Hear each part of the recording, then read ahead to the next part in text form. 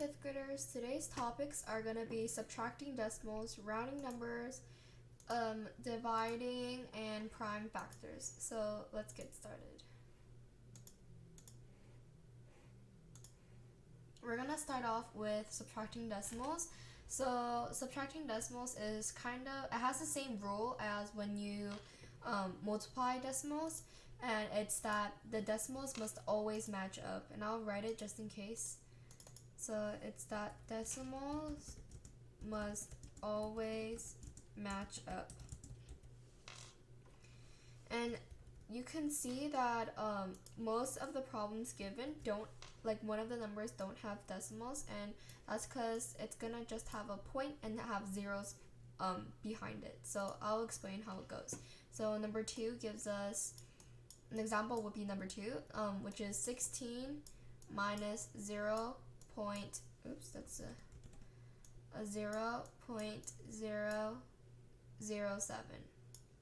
And we see that 0.07 has like 3 decimal places, but 16 does not. So we're gonna add the decimal places for it.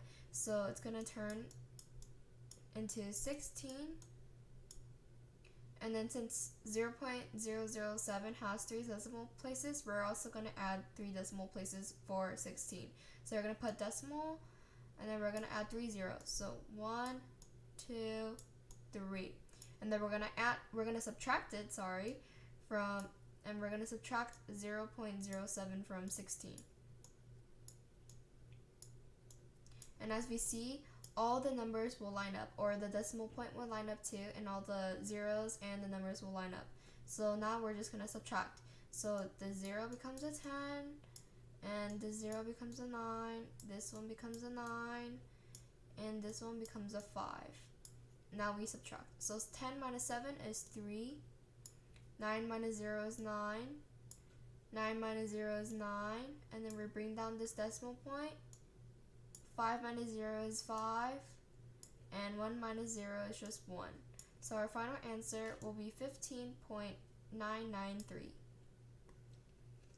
Now let's do another example, which is number 9. Number 9 gave us 14 minus 1.7, and we need to, once again, we're going to add the decimal places. So 14 is going to have 1 decimal place because 1.7 has only 1 decimal place. So we're going to put 14.0. Now we're going to subtract 1.7. And since the 1 is in the 1's place, we're going to match up the 4 and the 1. And then we put the decimal point, and then we put the 7. Now we subtract. So we get 10 here, and we have to take from the 4, and we get 3 here. And 3 is greater than 1, so we don't need to take from this 1. So now we subtract, and 10 minus 7 is 3. And then we bring down the decimal point, and then we do 3 minus 1, which is 2, and then we get 1 minus 0, which is 1. So our final answer for number 9 will be 12.3. So your your most important reminder is that all the decimals have to match up. Same for all the zeros and stuff. Now we're going to round numbers. This is relatively easy, so we're going to do only one example together. And this is something we learned before, but just in case, I'm going to write down the rules again for you. So if the underlined number is greater than or equal to 5, we're going to round it up. Okay, and so we're gonna round the underlined number up, and if it's less than 5, we're gonna round down, which means that the underlined number just stays the same. Number stays the same, and that's your greatest, or your rule for rounding numbers. So we're going to keep this in mind when we're doing this worksheet. Let's get back to number 8. Number 8 gave us 268,599. we see that 9 is the underlined number, so we're going to look to the number on its right, or the number behind it, which in this case is another 9. And we know that 9 is greater than 5, right? So we're going to round this number up. But in this case, it's special because when we move this 9, when we round this 9 up, we get 10, right? So we're going to have to add that on to the 5 right here. So this 5 is going to turn into a 6. So it's going to change into 268,600. So once you use this number, it's going to turn into a 0. And in this case, we just added a 10. We just added a 10 to the 5. Or 100 to the 5, and it turned into a 600. And this 9 turned into a 0. So that's going to be our answer for number 8. So when you're rounding, just look at this rule up here. Now we're going to do dividing. So we're going to do number 4 and number 5 together. Usually when you divide, you're supposed to make the quotient into a decimal when you get a remainder. But in this case, you're just going to write out the remainder as R blank, okay? So we see that 39 is divided by 10, so 10 is going to go on the outside, and 39 is going to go on the inside. And we know the 10 can't go into 3, so we're going to go on to the 9, so it's going to add the 9 to the 3, so we're going to go 10 goes into 39 3 times, because 4 is way too much. And we get minus 30, because 3 times 10 equals 30. And 39 minus 30 gives us just 9. So our final answer is going to be 3 remainder 9. And that's your answer. Let's do number 5 together. 240 divided by 50. So 50 is going to go on the outside, and 240 is going to go on the inside. We know that 50 can't go into 24 because 24 is less than 50, so we're going to add in the 0, so 50 goes into 240. And we know that, let's try it out. Let's try 50. We know that 50 times 2 equals 100, so we can go higher than that. We also know that 50 times 3 equals 150. 50 times 4 gives us 200.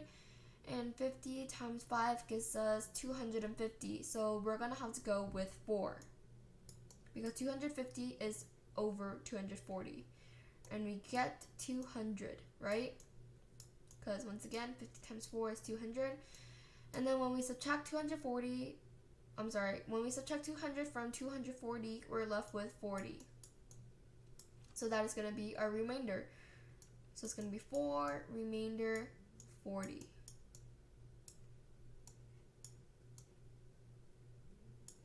And that's it.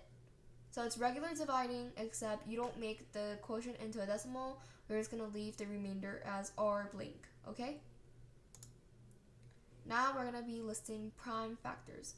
So basically you're going to write whether it's a prime factor or not. And if it is a prime factor, you just write the number again. So number 4, we know that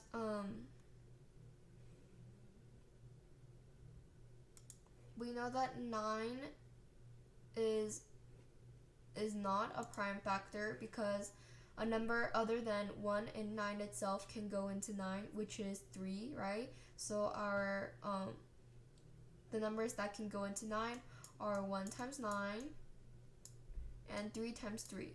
So since something other than 1 and the same number goes into 9, we're going to say that it's not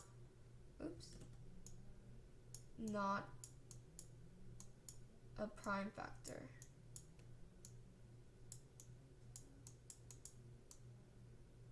Or prime number, sorry.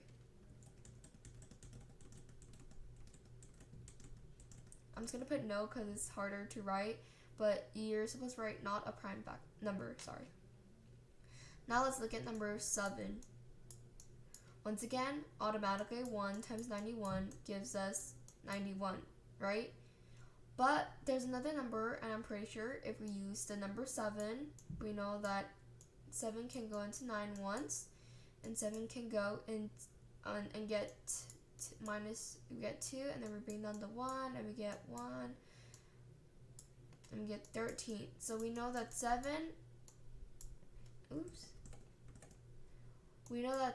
times 13 gives us 91.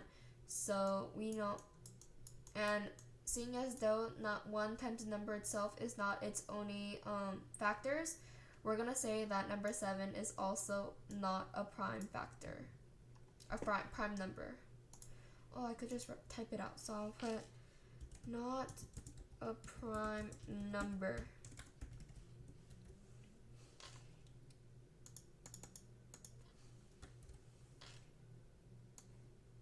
And the same for the bottom one. This is also not a prime number. So for this particular worksheet, you're gonna have to find out the factors for all these numbers, and if something other than 1 times that number is a possible factor, then it's not a prime number. But if its only factors are 1 and that number, then it is a prime number. So you're just gonna have to write the number once again. And that's all I have for you guys today. I hope this video helped you guys a bit.